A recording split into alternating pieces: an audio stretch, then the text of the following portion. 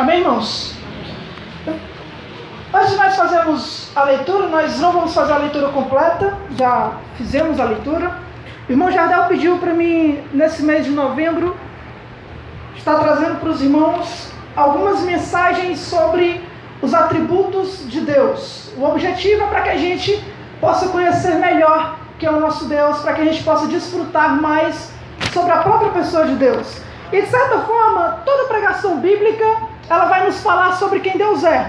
Nas quartas-feiras, quando nós estamos estudando sobre 2 Coríntios, toda vez que nós vimos uma exortação que nós devemos andar de uma forma correta, o Espírito nos lembra que a razão disso é porque o nosso Deus é um Deus correto. Toda vez que nós vemos o Jardel pregar contra os falsos apóstolos ou contra os falsos profetas, nós lembramos que é porque Deus, ele detesta esse tipo de coisa. Então, de certa forma, toda pregação bíblica, ela vai nos apontar para Deus, vai nos apontar para o seu caráter, seja para a sua santidade, seja para o seu amor, seja para a sua justiça. Mas o que nós vamos fazer nesses domingos é olhar para Deus de uma forma mais direta, de uma forma mais específica. Deus, ele se revela a nós na sua palavra através daquilo que nós chamamos de atributos de Deus. Os atributos são aquelas características que nós tributamos a Deus, que nós atribuímos a Ele. Por exemplo, a sua santidade, o seu amor, o seu poder. Então essas características que nós atribuímos a Deus, nós chamamos de atributos, atributos divinos. Então como que nós vamos estar fazendo? Eu escolhi o Salmo de número 139 porque, além dele ser um salmo maravilhoso, ele expõe 3 atributos de Deus, que é o que nós desejamos estar olhando nesses 3 domingos. Ele fala sobre a onisciência de Deus, fala sobre a onipresença de Deus e fala sobre a onipotência. E eu escolhi esse salmo porque ele próprio se divide de uma forma muito fácil. Se você olhar aí o seu salmo, você vai perceber que ele tem 24 versículos. O salmo, no hebraico, ele se divide em 4 estrofes. É um cântico aqui, é um salmo, é um louvor. E cada estrofe desse é dividido em 1 a 6 versículos.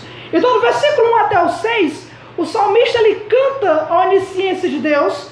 Do verso 7 até o verso de número 12, ele canta a onipresença de Deus, que Deus está em todos os lugares. Do verso 13 até o verso 18, ele vai louvar a Deus pela sua onipotência, pela forma como ele cria todas as coisas, pela forma como ele determina os dias. E do verso 19 até o verso 24, o salmista então expõe a razão do salmo, ou por que ele está exaltando a Deus em seus atributos, tá? Como é um salmo extenso, nós vamos estar, dividindo ele nesses 3 domingos, tá? Nós vamos estar, cada domingo nós vamos estar vendo um atributo de Deus, se assim o Senhor nos permitir. Então nós vamos olhar hoje para o verso de número 1 até o verso de número 6. Amém? Diz assim: Senhor, tu me sondas e me conheces. Tu sabes o meu assentar e o meu levantar. De longe entendes o meu pensamento. Cercas o meu andar e o meu deitar. E conhece todos os meus caminhos. Não havendo ainda palavra alguma na minha língua, eis que logo, ó Senhor, tudo conheces. Tu me cercas por detrás ou por diante, e puseste sobre mim a tua mão. Tal conhecimento é para mim maravilhosíssimo, tão alto que não posso atingir. Vamos orar mais uma vez? Maravilhoso Deus e eterno Pai, Senhor, nós te louvamos, Pai, pela graça de estarmos aqui na tua casa, Pai. Te louvamos pelos louvores, Senhor, que nós entoamos a ti, que nós glorificamos o teu santo nome, Pai. Queremos pedir para que o teu Espírito, Senhor Deus, fale ao nosso coração por meio da tua palavra, Pai. Que o teu Espírito nos ensine aquilo que o Senhor deseja se revelar a nós, Pai. Para que nós possamos te temer, Senhor Deus, te adorar, te exaltar, Senhor Deus, e glorificar o teu santo nome, Pai, extasiados diante da grandeza do Senhor, para louvarmos os teus atributos, Pai. Reconhecemos que só o teu Espírito Santo tem poder de fazer isso, Pai, e que se o Senhor não nos assistir essa noite, não adianta a eloquência, Senhor Deus, ou quanto nós estivermos olhando a tua palavra, só o teu Espírito, Pai, tem poder de levar ela ao nosso coração. Nos assiste, Senhor Deus, em nossa fraqueza e em nossa incapacidade. Perdoa os nossos pecados, Senhor Deus, as nossas falhas, e nos ajuda, Senhor Deus, a olharmos a tua palavra, Pai, de acordo com o Senhor. Se conosco, Pai, é o que nós te louvamos e te oramos em nome de Cristo. Amém. O Salmo de número 139 é para os judeus talvez o que o Salmo 23 é para nós.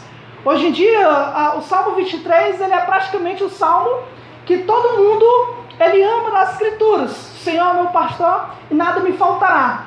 Lá nos Estados Unidos, o Salmo 23 ele é tão usado que ele é lido quando uma criança é apresentada na igreja com um recém-nascido, ele é lido nos casamentos e ele é lido até mesmo nos enterros, nos funerais. E o Salmo 23 ele é um salmo que até mesmo aqui para nós vemos nas casas das pessoas, nós vemos anotados e às vezes até pichado no muro de algumas casas. Mas o Salmo 139 para os judeus, ele é visto como a pérola de todos os salmos. O salmista, aqui ele expõe a grandeza de Deus de uma forma extraordinária, de uma forma muito bela. Só a leitura do texto, você percebe a grandeza de Deus. Só o fato de você ler, só o fato de você cantar esse salmo, você percebe as belezas que Davi está expressando aqui nesse salmo. E o Salmo 139 ele é visto dessa forma pelos judeus. Isso não é somente por eles, né? Nós também temos um carinho muito grande por esse salmo. Agora, o que poucas pessoas prestam atenção nesse salmo são os últimos versículos que o Chad leu e eu gostaria de ler com os irmãos. Após ele falar da onisciência, da onipresença e da onipotência, então o salmista parece que ele vai por um caminho um pouco diferente. Perceba aí o verso de número 19. Ó Deus, tu matarás de certo o ímpio. Apartai-vos, portanto, de mim, homens sanguinários, pois falam malvadamente contra ti, e os teus inimigos tomam o teu nome em vão. Não odeio eu, ó Senhor, aqueles que te odeiam, não me aflijo por causa dos que se levantam contra ti, odeio-os com ódio perfeito, tenho-os por inimigos. Sonda-me, ó Deus, e conhece o meu coração, prova-me e conhece os meus pensamentos, e vê se há em mim algum caminho mau, e guia-me pelo caminho eterno. Esses são os textos que a gente acha até um pouco tenebroso, né? Odeio-os com ódio perfeito. Senhor, apartai-vos de mim, homens sanguinários. Tá certo?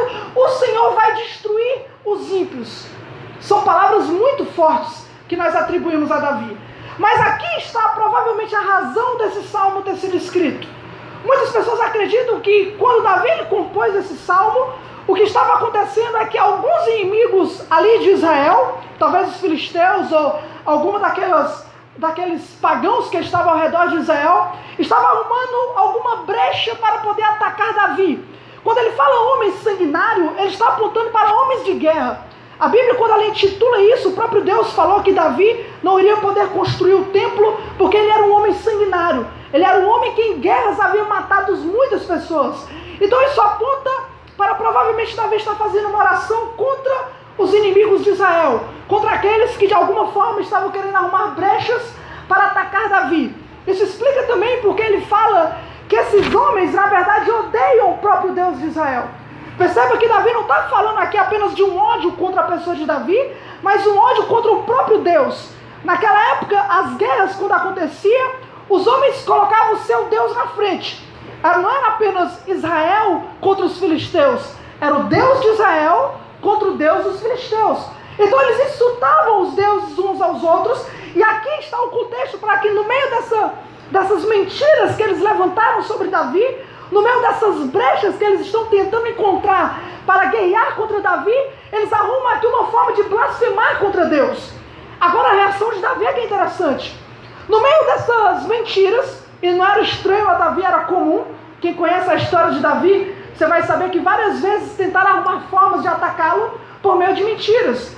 Uma vez, quando um dos reis, que era amigo do reino de Israel, morreu, e Davi enviou uma comitiva de soldados para poder prestar condolências ao rei que havia sido morto, a nação inimiga pensou, não, Davi não está preocupado com a morte. Davi ele enviou soldados para ver como o reino estava, para ver a fraqueza do reino, para atacar o reino. Baseado nessa mentira, então eles exortaram os seus soldados a humilhar os soldados de Davi. Eles arrumaram uma forma, uma mentira, uma ideia sem fundamento para poder atacar Davi. A mesma coisa fazia Saul quando estava perseguindo Davi. Ele tentava inventar formas e meios para o atacar. E era isso que estava acontecendo aqui. Então o que Davi faz? Quando essas nações se colocam contra Davi, quando esses homens se colocam contra Deus, a reação de Davi, em primeiro lugar, não é reagir. Quem conhece a história de Davi sabe que ele não era um homem simplesmente de reação. Ele não simplesmente resolve se colocar contra o inimigo ou atacar na mesma moeda, mas ele se coloca diante de Deus, ou ele consulta primeiro a Deus. E ele faz de uma forma interessante. Quando ele faz essa oração ao Salmo, o intuito de Davi é rogar a Deus para que Deus, como um justo juiz, examinasse o próprio Davi, examinasse aquilo que estava acontecendo, olhasse para as acusações do inimigo e ver se Davi estava de fato pecando ou não, se ele estava sendo sincero no seu proceder ou não. Então Davi, ele chama Deus como uma testemunha daquilo que ele quer apresentar. Do verso 1 ao 6 ele fala: Senhor, sonda-me, o Senhor conhece o meu coração, o Senhor conhece os meus caminhos, o meu levantar e o meu sentar. Portanto, se Deus sabe tudo sobre mim, Ele sabe se o que estão falando é verdade ou não. Mas Senhor, Tu também está comigo em todos os lugares. Se eu subir ao céu, se eu descer ao abismo, se eu pegar a voar na manhã até as extremidades do mar, se eu me esconder na escuridão, o Senhor está comigo. Então o Senhor sabe se o que estão falando é verdade ou não. Senhor, o Senhor me teceste desde o ventre da minha mãe. O Senhor estabeleceu os meus dias antes mesmo de eu haver nascido. O Senhor tem todo o poder, o Senhor conhece tudo da minha vida. Portanto, Deus saberia dizer se o que de fato estavam falando era verdade ou mentira acerca de Davi. E se fosse mentira, Senhor, aplica a tua justiça nos teus inimigos. Olham esses homens sanguinários, apartam eles de mim. Mas se Davi estiver pecando, Senhor, vê se há em mim algum caminho mau e guia-me pelo caminho eterno. Nós percebemos aqui que o Salmo não é apenas uma exaltação a Deus, é uma convocação a Deus. Davi, ele está se colocando diante de Deus, sendo transparente naquilo que ele está vivendo, invocando o que muitas vezes o próprio apóstolo Paulo invocava nas suas cartas, testificando de mim o espírito e a consciência, para saber se as coisas assim eram. Então Davi, ele está aqui se colocando diante de Deus e exaltando, pedindo ao Senhor para esclarecer aquilo que estava acontecendo. E é interessante que isso nós percebemos que é estranho, né, a forma como esse salmo ele é criado, mas aqui nós percebemos como os atributos de Deus, ou aquilo que Deus é, deveria ser tão presente na nossa vida. As pessoas de Deus, irmãos, não é simplesmente um estudo como nós estamos tendo aqui. Nós devemos imaginar Deus ou pensar em Deus na forma como Davi está colocando. Nós não devemos apenas pensar que Deus ele é um Deus que existe, que Deus ele é o nosso Deus, mas nós devemos, quando estamos enfrentando o nosso dia a dia, quando estamos passando pela rotina da nossa vida, devemos nos colocar diante de Deus pensando em quem Ele é, sabendo quem é o nosso Deus, imaginando quem é o Senhor. Não apenas um pensamento rápido sobre Deus, mas de uma forma que a gente consiga descansar na pessoa de Deus. Amém? Então o que nós vamos ver agora, do verso 1 ao 6, nós vamos estar olhando a primeira convocação de Davi aqui, quando ele ora a Deus como aquele Deus que é onisciente, que é um Deus que sabe todas as coisas.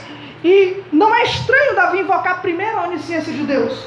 Não é estranho que o primeiro atributo que ele pensa é o fato de Deus saber tudo. Até mesmo nós, quando nós estamos tendo problemas na nossa vida, quando nós estamos enfrentando alguma coisa em nossa casa, ou então algum familiar nosso está passando problema, ou então a gente está enfrentando alguma doença, a primeira coisa que a gente sabe é que Deus conhece o que estamos passando.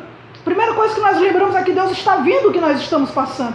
Então Davi, da mesma forma, quando ele olha para Deus, se coloca diante de Deus, a primeira coisa que ele pensa é que o Senhor sabe o que está acontecendo. E aí então ele começa, do verso 1 ao 6, falar como Deus conhece ele, até que ponto Deus conhece ele, de uma forma que faz com que Davi fique assombrado. Verso de número 1 fala o seguinte: Senhor, Tu me sondas e me conheces. A palavra Senhor que ele usa aqui, pode reparar que na sua Bíblia, todas as letras estão em maiúsculo, né? Senhor, o S maiúsculo, E maiúsculo. Toda vez que você vê a palavra Senhor com as letras maiúsculo na sua Bíblia, é porque aqui Davi não está invocando apenas Deus em algum atributo específico. O Deus Adonai, por exemplo, é o Senhor no sentido de governador da criação.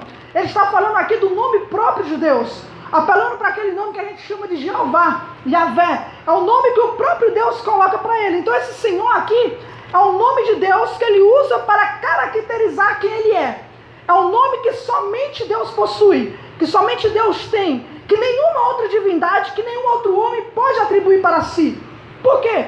Porque alguns nomes que a Bíblia nos apresenta sobre Deus, algumas divindades tentaram tomar. Por exemplo, El Shaddai, Deus Todo-Poderoso. Há nações que botaram no seu Deus o nome de Todo-Poderoso. Havia nações ao redor de Israel que puxavam alguns nomes e proclamavam o seu Deus como Deus forte.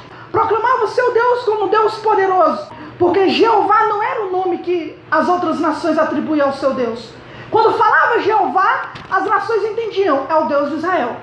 Quando falava Yahvé, as nações sabiam que esse é um nome distinto, que é um nome que somente Deus tem. A ideia é que quando Davi se coloca diante de Deus aqui, ele está se colocando diante de Deus como um Deus totalmente diferente das outras nações, totalmente distinto, singular, a ponto que tudo que Davi vai falar, somente pode ser falado sobre Deus. Somente. Tudo que Davi vai dizer sobre onisciência, onipresença, onipotência, são atributos que somente o Jeová, somente Deus pode possuir. É o que na teologia nós chamamos de atributos incomunicáveis. São atributos que nós não podemos ter, são atributos que os anjos não têm, são atributos que ninguém tem. Existem atributos que Deus tem que nós também podemos ter. Por exemplo, Deus ele é amor, e nós também podemos exercer amor. Deus ele é santo, e nós também podemos lutar para viver em santidade. Agora, onisciência, onipotência e onipresença são atributos que nem nós, com o nosso corpo glorificado, numa eternidade sem pecado, jamais iremos possuir. É uma oração a Jeová, ao Senhor, com todas as letras maiúsculas, somente. E a oração de Davi, quando invoca a Deus aqui, ele atribui a Deus a exclusividade de sondar e conhecer o seu coração. É uma coisa que somente Deus poderia fazer diante de Davi naquele momento. Somente Deus sonda e conhece o coração. É um conhecimento íntimo, pessoal. A palavra sondar, que ele usa aqui, é uma palavra que é como se a pessoa estivesse cavando, até chegar ao fundo, até não ter mais o que cavar. Eu estava olhando algumas versões da Bíblia, e na King James, diz assim: Senhor, tu me vasculhas. Está falando de vasculhar. É um exame completo. É um exame tão completo a ponto de Deus se familiarizar com Davi. Tu me sondas e me conheces. É um exame tão profundo que Deus ele conhece Davi. É familiar. Não é um conhecimento estranho, não é um conhecimento à parte. Deus ele conhece Davi de uma tal forma que é conhecido de Davi no sentido familiar. É muito simples, não é uma tarefa difícil para Deus quando ele examina o coração de Davi. E aqui, não é simplesmente com Davi, é claro, é um salmo pessoal, mas a primeira coisa que nós podemos ver sobre Deus, quando nós tratamos do conhecimento de Deus, é que Deus ele tem um conhecimento íntimo de cada um de nós. Deus ele sonda o nosso coração e Deus ele nos conhece. Você vê algo extraordinário nessas declarações? Deus nos sonda e nos conhece. Parece algo tão abstrato, né? Parece algo que a gente está tão acostumado a dizer que, amém, o Senhor nos sonda e me conhece, né? Isso é maravilhoso. Mas eu gostaria de perguntar para você, nesse momento, para que você adivinhasse o que eu estou pensando. Simplesmente analisasse a minha face, a forma como eu estou no púlpito, e adivinhasse o que se passa na minha cabeça. Se você acha difícil fazer isso comigo, olhe para a pessoa ao seu redor e tente adivinhar o que essa pessoa está pensando. Você consegue fazer isso? Isso é impossível. Isso não é simples. E ainda que um espertinho deduza o que se passa na minha mente, é impossível que isso seja o ponto de sondar e se familiarizar com o nosso coração. É impossível com que os nossos sentimentos sejam interpretados perfeitamente pela outra pessoa. É impossível que o meu gosto, o meu entendimento, as minhas intenções, as minhas familiaridades, a minha cor preferida, a minha melodia melhor, seja decifrado por cada um de vocês. Isso é uma coisa extraordinária e impossível de acontecer. Isso não aconteceu há anos com Salomão, não vai acontecer com você agora. Isso é um conhecimento extraordinário. Não é um conhecimento comum. Eu poderia usar essa igreja como exemplo e ainda seria bobagem diante de Deus. Nós não podemos adivinhar os pensamentos uns dos outros. Mas quando se fala de Deus, nós estamos falando de um mundo Estamos falando de bilhões de pessoas. Estamos falando de diversas mentalidades. Estamos falando de corações, intenções e sondagens que são impossíveis de escrever numa linguagem compreensível para você. E Deus sonda cada ser humano nesse exato momento.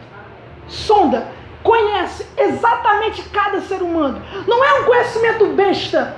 Não é um atributo simples. É algo extraordinário, íntimo, pessoal, que vai muito além da nossa compreensão. E a razão talvez de nós não nos espantarmos, ó Senhor, no verso 6, tal conhecimento para mim é maravilhosíssimo, é talvez porque nós não paramos para pensar nisso, ou nessa realidade, de como o Senhor nos sonda e nos conhece. Mas Ele não para aí. Em segundo lugar, o conhecimento de Deus, ele é um conhecimento detalhado, um conhecimento exaustivo, um conhecimento específico. Olha o verso de número 2. Tu sabes o meu assentar e o meu levantar. Você sabe o seu próprio assentar? Você sabe quantas vezes você se sentou hoje? Quantas vezes você se levantou hoje? Aqui Davi está falando de um conhecimento detalhado de Deus. Deus, ele conhece coisas que até para nós é besteira, são coisas que são detalhes, são coisas que ninguém se importa.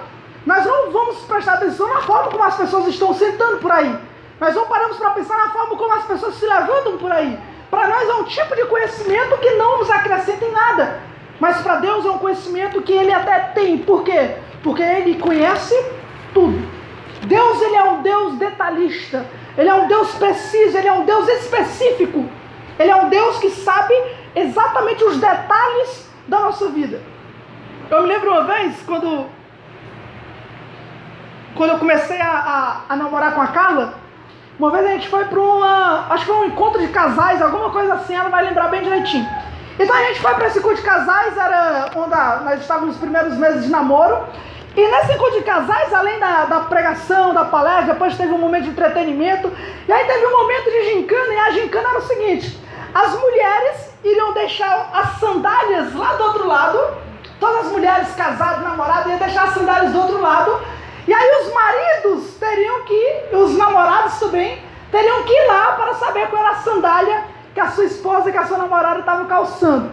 A ideia que a gincana queria passar na época, não sei se era isso, era para ver o quantos homens ou as mulheres prestavam atenção nos detalhes da sua esposa, da sua namorada. Era uma gincana para falar de detalhe. Eu não preciso nem falar como é que foi o final, né? Eu só me lembro da cena onde eu peguei a sandália de alguém que eu não sei quem é, e o marido da mulher ficou dizendo: a da minha esposa não está aqui não. E eu, para ser sincero, eu não lembro, obviamente, da sandália, mas Deus, Ele lembra até o sapato que eu estava usando naquele dia. Ele lembra. É algo tão detalhista que até hoje a memória do Senhor é de uma forma extraordinária, detalhista, específica, exaustiva. Ele conhece os assuntos nos mínimos detalhes. Se eu sentar, se eu me levantar. Mas em terceiro lugar, Davi fala que o conhecimento de Deus, ele é imediato. Ele não estuda, ele não se prepara, ele conhece. Olha o verso 2 de novo. Tu sabes o meu assentar e o meu levantar, de longe entendes o meu pensamento. A ideia de Davi de longe aqui, a ideia de que Deus, ele conhece sem precisar estar perto. Lembrem-se, Davi, ele era um homem de guerra. E como um homem de guerra, ele sabia que uma das formas de guerrear, para saber o que o inimigo estava pensando, era colocar um espião lá perto. Quando seu filho tomou o trono, expulsou Davi do palácio, na verdade Davi fugiu do palácio, o que foi que Davi fez? Deixou um sacerdote e um profeta ao lado do traidor, para saber tudo o que se passava dentro do palácio. Davi estava longe, mas aqueles homens que estavam perto, iriam saber qual era o plano do seu filho, qual era o plano de Absalão. Davi estava longe, mas a forma dele saber era por pessoas que estavam perto. Mas Deus não precisa disso. Deus não precisa estar perto para poder saber o que Davi estava pensando. Deus não precisa de meios. Deus não precisa arrumar uma forma. Deus não se senta para estudar sobre a vida do Felipe. Deus não se senta para estudar a nossa vida, a nossa situação. Deus não precisa examinar a nossa situação, conhecendo passo por passo. O conhecimento dele é um conhecimento imediato. Ele sabe, simplesmente sabe, sem precisar estudar. Maravilha, né? Verso de número 3. Aqui ele fala agora, é como se, nesse verso 3, Davi ele resume o que ele quer falar. Ele fala o seguinte: cercas o meu andar e o meu deitar, e conhece todos os meus caminhos. Algumas versões que é melhor, que diz que Deus conhece todos os intentos do meu coração. Tem alguém aí que tem essa versão, mais ou menos dessa forma?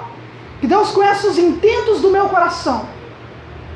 A ideia que Davi está falando é o seguinte: Deus ele conhece todo o meu exterior, desde o momento que eu me levanto para trabalhar e me deito para descansar, mas também conhece o meu interior.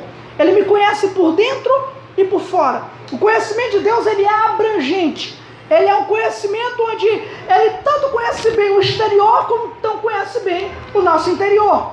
Conhecimento abrangente. Verso de número 4. Agora vai ser um pouco mais difícil. Então, o conhecimento de Deus ele é exclusivo, só para lembrar, verso 1. O conhecimento de Deus, ele é detalhista, ele é exaustivo. O conhecimento de Deus, ele é imediato. O conhecimento de Deus, ele também é abrangente. E agora, o conhecimento de Deus, ele é simultâneo. Preste atenção no verso de número 4. Não havendo ainda palavra alguma na minha língua, eis que logo, ó Senhor, tudo conhece. Antes que Davi falasse alguma coisa, pensasse em falar alguma coisa, antes que ele se expressasse, Deus já sabia o que estava na cabeça de Davi.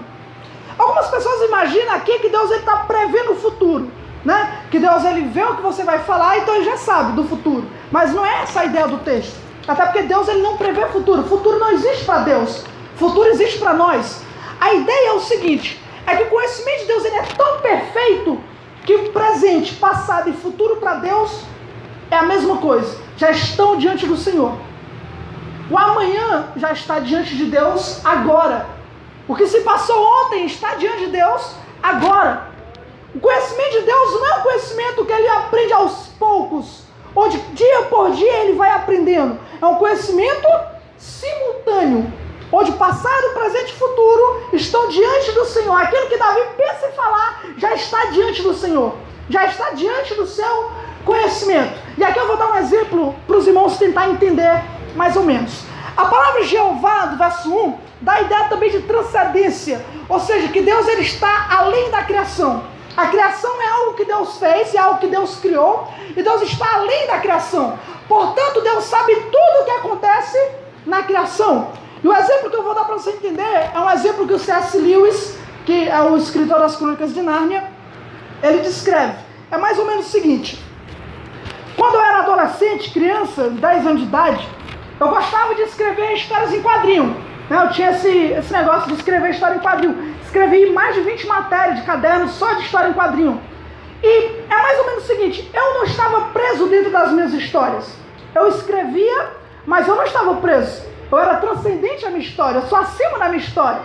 De tal forma que, imagine, se eu desenhasse alguém batendo numa porta e desenhasse alguém vindo abrir a porta, eu poderia parar de desenhar, tomar café, tomar um banho, merendar, que para mim o tempo não tem nenhum problema. Eu não estou preso à minha história. Eu posso parar e fazer o que eu quiser, não é verdade? Agora, na história não. Na história, eles ainda vão estar lá, batendo na porta e o outro vindo abrir como se não tivesse acontecido nada. Como se as horas não tivessem passado, como se estivesse acontecendo ao mesmo tempo, normal. Os irmãos entenderam? Para mim, que estou escrevendo a história, o tempo é relativo. Eu posso parar de escrever e fazer o que eu quiser. Mas dentro da história, eles continuam na vida deles, sem ter nenhum atraso no tempo que eu tenho. Assim é Deus, quando Ele escreve sobre nós, como Ele vai dizer. Quando Deus decretou tudo o que acontece, Ele está acima do tempo. O nosso tempo não prende o Senhor. De tal forma que eu já sei o que o meu personagem vai dizer, eu já sei o que ele vai falar. Isto está diante dos meus olhos, não porque eu sei o futuro, mas porque eu não estou dentro da história. Deus ele já sabe tudo que nós vamos fazer, tudo que nós vamos falar, porque Ele não está dentro do tempo. Ele é Jeová, transcendente, eu sou. Os irmãos entenderam? Amém? Disse que ia complicar um pouquinho mais aqui, mas deu para entender. Então, antes mesmo de Davi falar alguma coisa, Deus já sabe, o conhecimento dele é simultâneo. Por fim, no verso de número 5, Davi deduz que esse conhecimento é inescapável. Não tem como fugir. Ele fala: tu me cercastes por detrás e por diante, e puseste sobre mim a tua mão. Ele se sente cercado por Deus. A palavra cercar que Davi usa aqui, era a palavra que, quando eles iam para a guerra e sitiavam uma cidade, a palavra sitiar era essa palavra aqui. Quando eles iam guerrear, quando Davi ia guerrear, então tinha uma cidade, para não deixar ninguém sair, ninguém entrar, eles sitiavam a cidade, eles cercavam a cidade. Tem até uma história dos reis, que é bem específica nesse ponto, que diz que o rei manda cercar a cidade, para que ele saiba tudo de quem está entrando e de quem está saindo. Da mesma forma, Davi se sente aqui cercado por Deus. Senhor, tu me cercas, tu sabes tudo o que acontece, por trás, por diante e por cima, tu ainda pões sobre mim a tua mão. Deus, ele cerca Davi, e olha que Davi, irmãos, não é uma pessoa normal como nós, né? Não é um cidadão comum. Davi era o rei de Israel. Não era qualquer um que se colocava na presença de Davi, não era qualquer um que tentava cercar Davi, mas aqui Davi reconhece: Senhor, tu me cercas por diante e por detrás, e até sobre mim, até por cima o Senhor põe a sua mão. É um conhecimento inescapável, não tem como escapar do conhecimento de Deus. Do verso 1 ao 5, Davi ele ora sobre como Deus conhece ele mede o conhecimento de Deus. Ele vê como o conhecimento de Deus é exaustivo, é imediato, é abrangente. Como o conhecimento de Deus, ele é íntimo a Davi, e aí inescapável. E então no verso 6 ele vira o jogo. Agora ele não vai pensar mais sobre como Deus conhece ele. Agora ele vai pensar como ele conhece Deus. E aí o que ele fala no verso 6? Tal conhecimento, para mim, maravilhosíssimo. Tão alto que eu não consigo atingir. Tão alto que eu, como ser humano, como homem, não consigo entender, não consigo chegar nas beiradas do conhecimento de Deus. O Senhor me sonda e me conhece, sabe o meu sentar, o meu levantar, de longe entende o meu pensamento, quando eu me deito, quando eu me levanto, Ele sabe tudo. Mas quando eu olho para Ele, esse conhecimento é muito elevado para mim. Não tem como eu chegar nesse nível, não tem como eu chegar nesse conhecimento. E aqui que eu acho maravilhoso, porque aqui é uma explosão de alegria. Isso aqui é uma exaltação de Davi. E por que eu gosto disso? Porque ele começa a pensar em Deus, sobre ele. Deus me conhece, Deus me sonda, Deus, é algo pessoal. Mas quando chega no verso 6, já não é mais algo pessoal. Já é algo muito além do próprio Davi. Davi reconhece aqui que o conhecimento de Deus não está limitado a Davi. Davi é um grão de areia na imensidão, na infinitude do conhecimento de Deus. Deus está muito mais além em conhecer do que o próprio Davi. E é aqui onde nós damos mais um passo sobre o conhecimento de Deus. Deus, ele conhece você, Deus, ele me conhece, mas nós devemos parar de pensar somente nesses termos. Devemos olhar para Deus como algo muito mais além. Às vezes, quando nós paramos para pensar sobre Deus, a gente imagina: rapaz, as coisas que eu faço, meu marido às vezes não pode saber, talvez minha família não conheça, mas Deus também conhece, mas Deus sabe. Rapaz, mas o Senhor conhece os meus pecados, o Senhor sabe quem eu sou de verdade. E nós paramos aí. Irmãos, o Salmo não é só sobre isso. O Salmo é que muito mais além de você, Deus conhece. Não é que você conhece Deus também, é que Deus conhece você não. Não é que eu sei e o Senhor também sabe. A ideia é que é tão elevado que você não consegue atingir. Você não conhece de forma nenhuma. Pode ter certeza. Vai muito mais além que isso. É um conhecimento muito mais elevado. E é isso que nós devemos fazer no nosso dia a dia. Quando nós estamos enfrentando problemas, quando nós estamos tendo crise financeira, quando estamos lutando por um familiar, quando nós pensamos em Deus, é um pensamento rápido. O Senhor sabe tudo. Amém. O Senhor está vendo. Pode deixar que o Senhor está vendo. Não aquele rapaz ali. Não, vamos orar porque o Senhor sabe todas as coisas. E pronto, passou. Nós citamos, nós não refletimos. Nós lembramos, nós não meditamos. Irmãos, o estudar sobre Deus é apenas o mastigar da boca. É a meditação que traz a alegria, que traz o deleite, que faz com que você experimente. É por isso que as promessas parecem que não surgem mais efeitos. As promessas, nós citamos elas e elas vão embora tão rápido como nós recebemos. Nós não paramos naquela promessa, Nós não nos rodamos naquela promessa, nós não oramos sobre aquela promessa. A promessa vem e vai embora tão rápido como chegou. É como as frases do Instagram. Como é que é a frase do Instagram? Você vê uma frase maravilhosa, bota curtir, passou 10 minutos depois, você não sabe nem o que você curtiu. Foi embora, não tem efeito real. Sem meditação não tem um efeito. Não é o que Davi fez. Davi não pensou, Senhor, os inimigos me cercam, mas tu sabes, Senhor. Não. Senhor, tu me sondas e me conheces, sabe o meu sentar e o meu levantar. Ele traz uma oração meditativa em quem Deus é. Devemos fazer isso. No nosso dia a dia, nos nossos problemas, nas nossas dificuldades, quando nós vamos parar para pensar sobre Deus, devemos meditar. E faça isso sem oração, se não consegue fazer sem orar. Às vezes a gente senta e tenta meditar e não consegue, mas irmãos, quando nós dobramos para orar e sabemos que estamos diante de Deus, e começamos a pensar em seus atributos, e começamos a meditar em como Deus nos conhece, em como Deus é, então, irmãos, a meditação flui mais rapidamente. Não é estranho que o pedido de Davi só se encontra nos últimos versículos. A maior parte da oração é sobre Deus. A maior parte da oração é sobre os seus atributos, a sua grandeza, o seu poder. Lá no final está o pedido de Davi. É como a oração do Pai Nosso. Quando nós vamos orar, Pai Nosso que está no céu, santificado seja o teu nome, seja feita a tua vontade, venha a nós o teu reino. É uma oração que exalta o Senhor, uma oração que olha para o Senhor, para depois, pão nosso de cada dia, nos dá hoje. Perdoa as nossas ofensas. Primeiro ele se coloca diante de Deus, reconhecendo quem Deus é. E para nós vivermos, irmãos, desfrutarmos da comunhão com Deus, fazer com que percebamos que Deus pode ter uma comunhão doce conosco, nós devemos parar, devemos refletir, devemos abraçar tudo isso que Deus se revela para nós.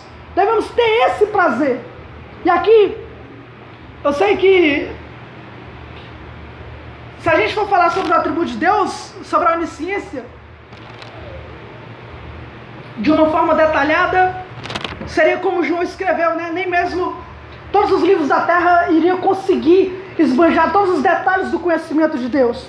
Não tem como se a gente for falar de como Deus conhece as coisas, não sei se eu começo pela sua grande criatividade, pela sua sabedoria em criar o mundo, se pela forma como Deus conhece cada matéria, se como Deus ele tem entendimento sobre tudo. É muito difícil expressar. Mas essa pequena base que Davi nos dá, de que o conhecimento de Deus é inalcançável pelo homem, já nos dá uma pequena base. Eu sei que você teve professores na sua vida, eu também tive meus professores, e hora ou outra a gente encontra um professor que a gente acha que aquele cara é um intelectual, aquele cara tem um conhecimento, de fato, aquele cara é alguém que tem um conhecimento maravilhoso, mas como a própria Bíblia diz aqui, nenhum homem consegue ter um conhecimento como o Senhor tem. Deus ele conhece, irmãos, todas as matérias que nós temos para estudar. Você que é estudante, Deus ele conhece tudo sobre as matérias de vocês. Tudo sobre matemática, sobre física, sobre química, sobre geografia, sobre medicina, sobre enfermagem. Deus ele tem um conhecimento administrativo sobre tudo. Para nós que trabalhamos, Deus ele sabe tudo sobre nossa profissão. Ele sabe melhor do que eu sobre como manusear uma impressora. Ele sabe melhor do que o John Lennon com relação à oficina. Ele tem um conhecimento mais detalhado do que todos nós. Não é estranho que quando ele quis construir o tabernáculo, ele disse, eu enviarei o Espírito sobre esses homens, e então esses homens vão conseguir construir o tabernáculo. O conhecimento de Deus, ele faz com que tudo, até mesmo aquilo que nós aparentemente criamos, também é entendido por Deus de uma forma muito fácil.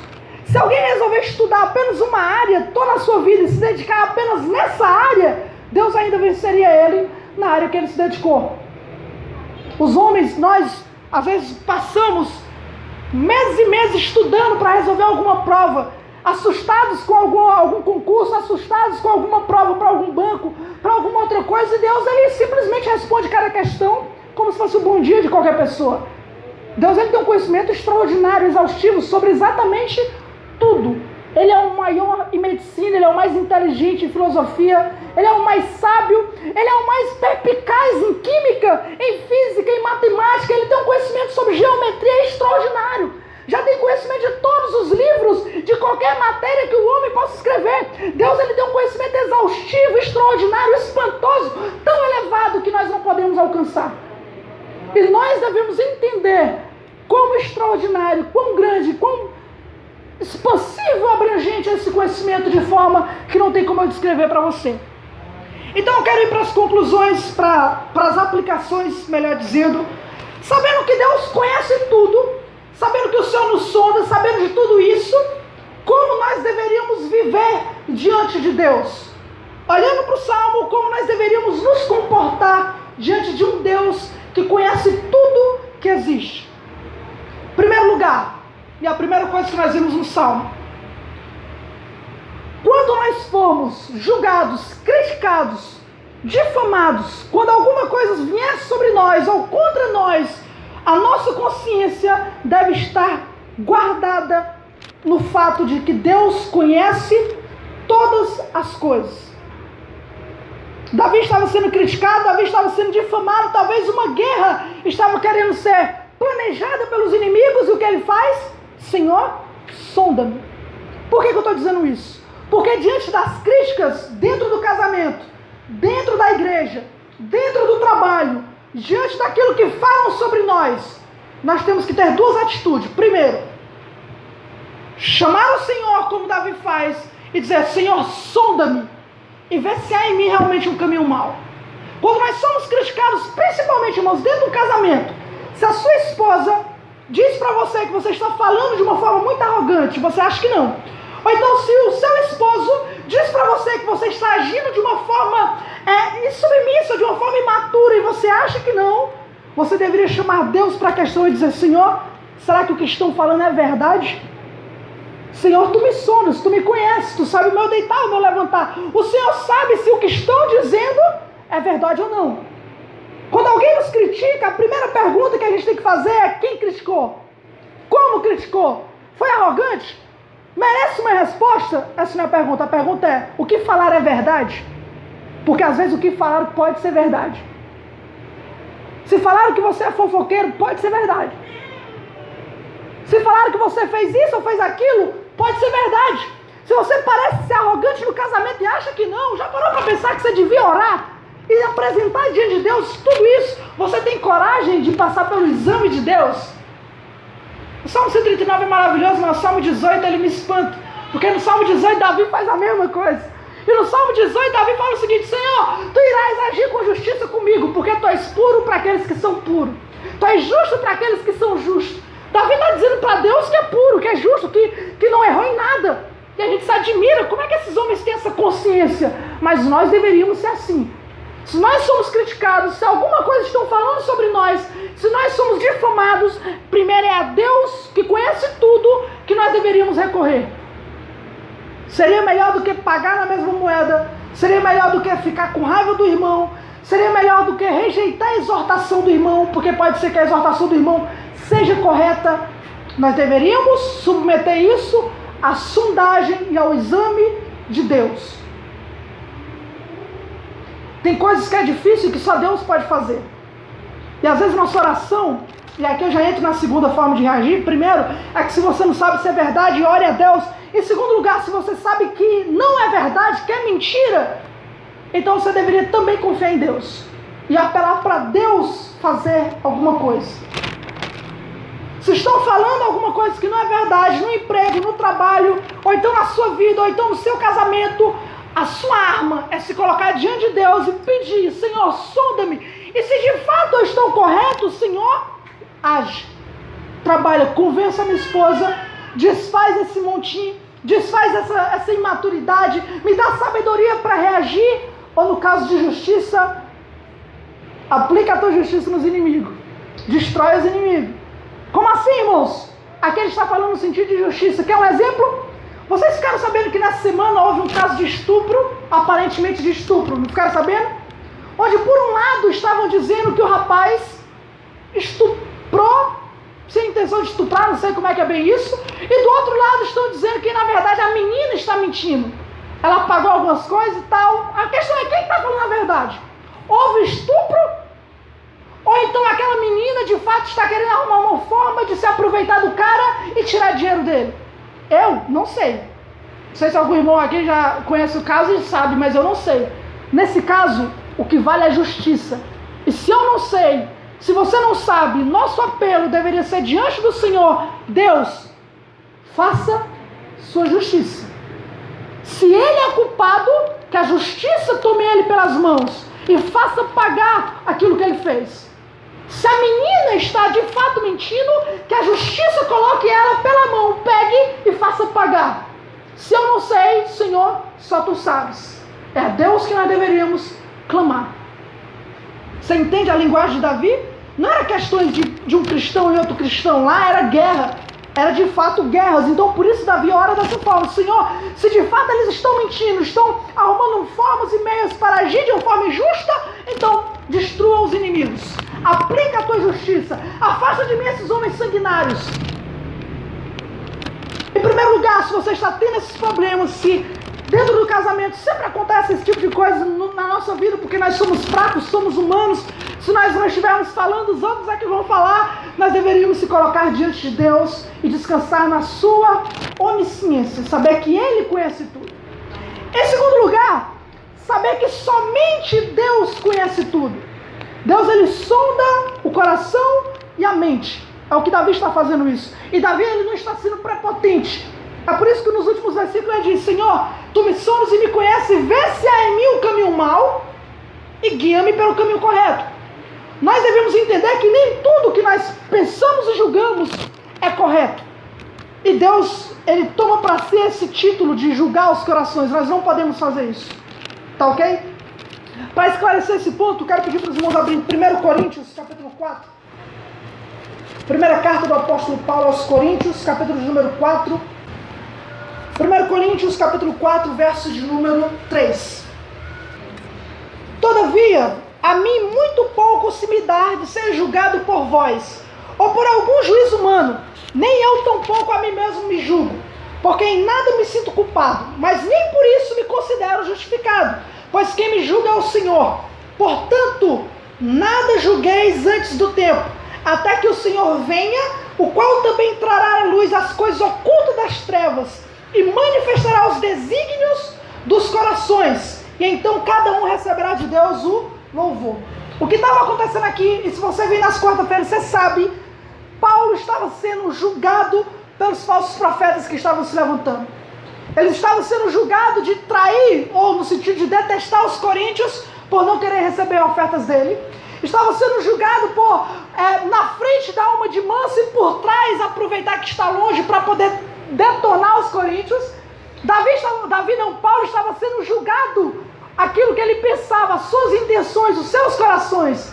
E a resposta de Paulo é o seguinte: vocês não podem fazer isso.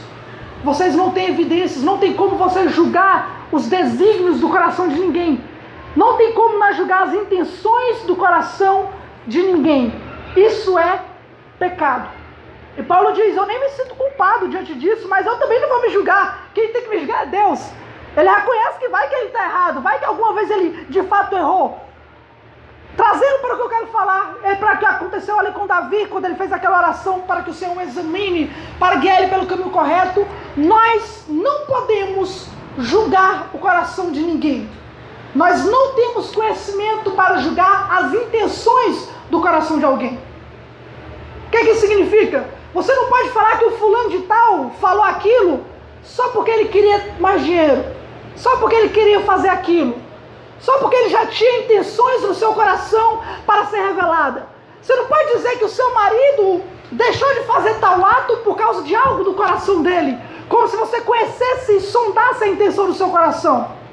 Pode reparar que a maioria dos pré-julgamentos dentro do coração, quando nós julgamos o coração de alguém, nunca termina em alegria.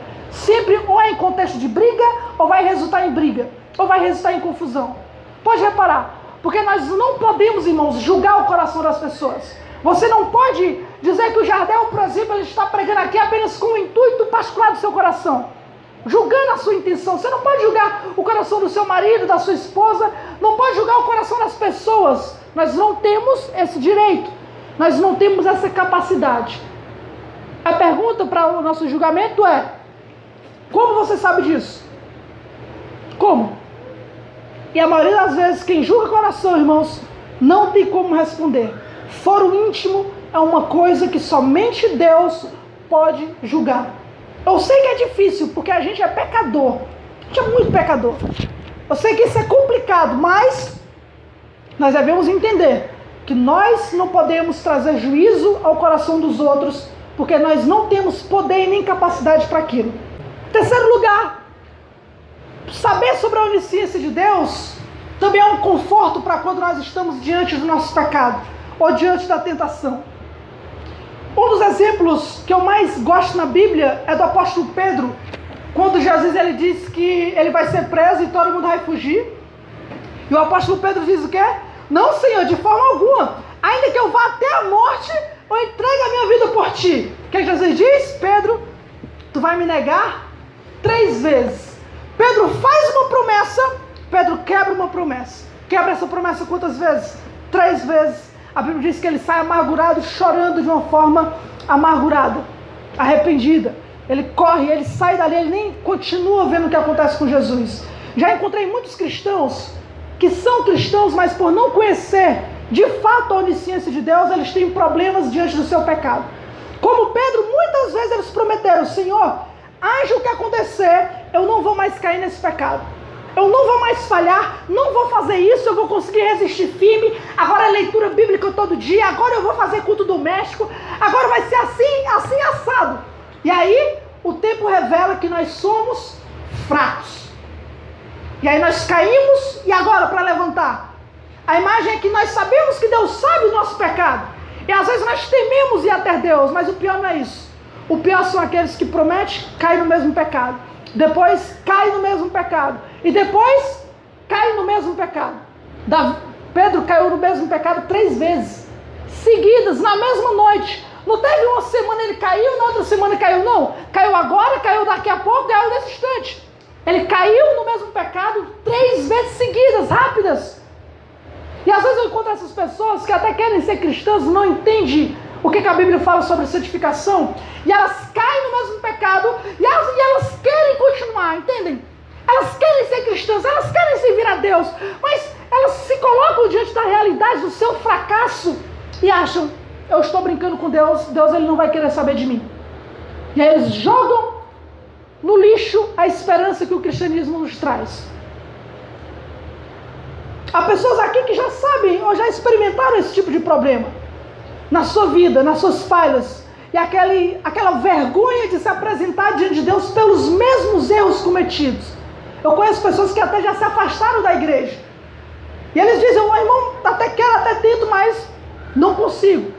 E então, baseado naquilo que eles vivem, eles se afastam. Abra sua Bíblia em João capítulo 21. Vamos falar sobre os atributos de Deus só no texto, é difícil, viu? Está até conversando com o Jardel está até dizendo realmente que seria difícil trazer uma mensagem somente expositiva, né? João capítulo 21, verso de número 15. E depois de terem jantado, disse Jesus a Simão Pedro: Simão, filho de Jonas, tu me amas mais do que esses? Vocês lembram que Pedro disse: ainda que todo mundo aqui desistir, Senhor, eu não desisto. Aí Jesus agora está perguntando: morreu, ressuscitou, está jantando depois de ter comido um peixe. Chega para Pedro e diz: Pedro, tu me amas mais do que todos esses?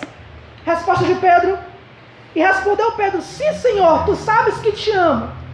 Na leitura em português a gente não entende muito bem o que acontece aqui, mas no original é o seguinte: quando Jesus fala: Pedro, tu me ama, a palavra amor ali é ágape. Tu me ama de uma forma incondicional. Tu me ama apesar de tudo. Tu me ama apesar de ser provada a morte, como tu falou antes. Pedro disse: Senhor, eu te amo. Mas o amor que Pedro responde não é um amor ágape, é o amor filos, é um amor de amigo. Jesus ele pergunta: Pedro, tu me ama de uma forma incondicional? Pedro: Senhor, tu sabes se eu te amo, mas eu te amo como um amigo. Ele já sabe que não é aquilo tudo que ele pensava que era. Verso de número 16. Tornou Jesus a dizer a mesma cena: Pedro, tu me amas? Incondicional. Respondeu Pedro: Senhor, tu sabes que te amo. Filos. Verso de número 17. Agora Jesus muda. Disse-lhe terceira vez: Simão, filho de Jonas, amas-me? Agora Jesus está falando: tu me ama então como um amigo? Jesus ele baixa a patente, né? Porque Pedro não ia alcançar nunca. Tu me amas como amigo? Olha a resposta de Pedro. Simão entristeceu-se por ter lhe dito terceira vez: ama-me, no sentido de amigo, e disse-lhe: Senhor, tu sabes tudo, tu sabes que eu te amo. Ele se apegou no fato de que Cristo conhece tudo. Trazendo para a nossa vida, irmãos, Quando nós caímos em pecado mais de uma vez, no mesmo pecado, e a nossa luta é grande, não lembre que o Senhor conhece apenas o seu pecado. O Senhor conhece o nosso coração. A nossa oração diante de Deus é: Senhor, eu caí, eu pequei, mas Senhor, Tu sabes tudo. Senhor, Tu sabes que o meu desejo não é esse.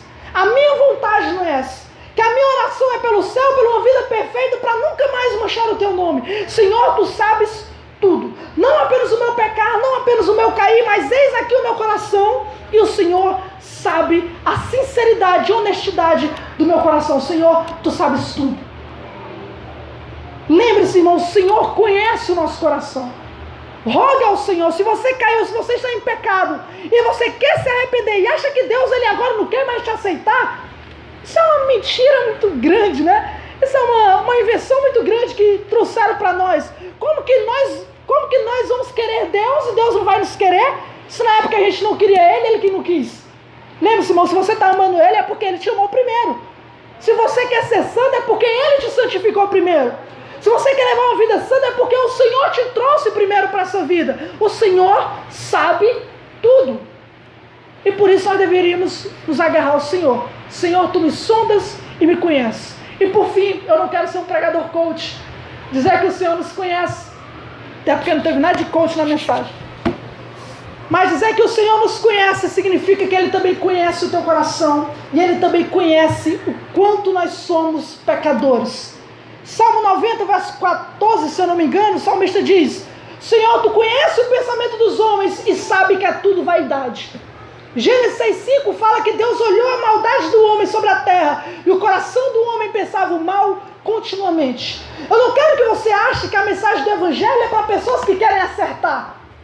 A mensagem do Evangelho é para pessoas que Deus sabe que são pecadoras, que nós pensamos o mal continuamente. Deus conhece. Deus não precisa chamar uma testemunha no dia do juízo. Basta Ele olhar para nós e dizer: eu sou do teu coração. Sei o quanto se levantou, quanto se deitou. Sei quando você ia e quando você voltava. Eu sei tudo isso. Eu sei dos teus pecados. E se você entende isso, se você sabe que a visão de Deus sobre nós, Ele conhece de fato quem nós somos, a ponto de você achar que o seu pecado é tão terrível, tão miserável, que você se sente um desgraçado, pobre, cego e nu na presença de Deus, ainda assim há esperança para nós. Porque houve uma igreja que teve dessa forma. Jesus escrevendo, mandando João escrever para a igreja de Laodiceia, ele fala: assim diz a testemunha fiel e verdadeira. Eu sei do que eu estou falando, eu sou fiel. Eu estou falando daquilo que eu conheço, eu sou uma testemunha. Eu conheço que tu dizes que é rico, mas tu é pobre. Tu dizes que é corajoso, mas não é. Eu conheço tudo que você é. E deixa eu dizer, vocês estão tão mornos que o meu desejo é vomitar vocês da minha boca. Imagina Deus dizer isso para um ser humano. Quando Deus ele olha para o nosso coração e sabe a perversidade do nosso coração, do nosso pecado, o Senhor ele não passa a mão na nossa cabeça. Ele sabe daquilo que nós somos. Ele conhece. Mas Jesus ainda fala: no entanto, eis que eu estou à porta e bato. E aquele que ouvir a minha voz e abrir a porta, eu entrarei e cearei com ele. Apesar dele nos conhecer, apesar dele saber quem nós somos, irmãos, a onisciência exalta o Evangelho. Cristo não morreu por pessoas que ele não sabia quem era. Ele sabia cada pecado que nós íamos cometer, cada erro, cada falha, cada coisa que você não deseja, que ninguém sabe, mas que ele sabe. E apesar disso, o Senhor nos amou. Porque o que faz ele nos amar não é os nossos pensamentos bons, nem nossas boas obras. Ele nos ama porque ele é amor. Porque ele nos ama de uma forma incondicional. Por isso ele fala, Isaías, para me finalizar: converta-se o ímpio dos seus maus pensamentos, abandone o mundo os seus maus caminhos e converta-se a mim, ao Senhor, que Ele é benigno para perdoar, que Ele é rico em misericórdia. Será que Deus vai me receber? Aí ele continua dizendo: os meus pensamentos não são os teus pensamentos. Assim como o céu está muito mais alto que a terra, assim os meus pensamentos são maiores do que os teus pensamentos. Nós rejeitamos as pessoas quando conhecemos quem elas são, mas Deus, Ele nos chama para um arrependimento, para uma comunhão, porque Ele nos sonda e nos conhece. E Ele amou o mundo de uma tal maneira que Ele deu o seu Filho unigênito, para que todo aquele que nele crê não pereça, mas tenha a vida eterna. Amém? Vamos orar, feche seus olhos. Soberano Deus, nós te louvamos, Senhor Deus, pela Tua palavra tão gloriosa, Pai. tão extraordinário, Senhor Deus, o teu conhecimento, a tua grandeza, a tua sabedoria, Pai, é tão excelso que não tem como descrever, Senhor Deus, a grandeza do teu conhecimento. Pai, que o teu Espírito Santo leve o nosso coração ao Senhor, para que nós possamos nos arrepender dos nossos pecados, Pai, confiar no Senhor, sermos corajosos, Pai, para colocar diante do Senhor tudo aquilo que nós somos e rogar pela tua graça. Pai, nos abençoa com a tua palavra, nos ensina a ser confiantes, a lembrar, Pai, que o Senhor conhece cada coisa que acontece na nossa vida e ao nosso redor, para que nós possamos andar nessa terra, Pai, confiantes, sabendo quem é o Senhor, porque a tua palavra diz que o povo que conhece o teu nome, ele andará, Senhor Deus, confiante na tua palavra. Pai, seja conosco, é o que nós choramos, em nome de Jesus. Amém e amém.